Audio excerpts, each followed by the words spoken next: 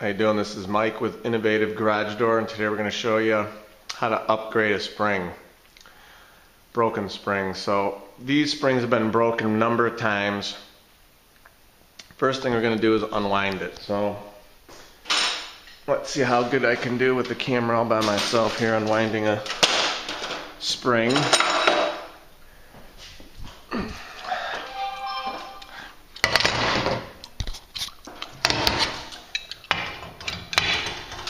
I'll try this at home.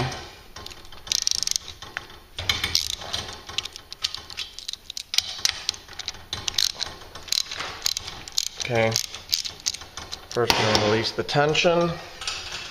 Actually, the first thing you should do is disconnect this, just in case someone hits the button. Now, we're just going to unwind the spring. 1 second.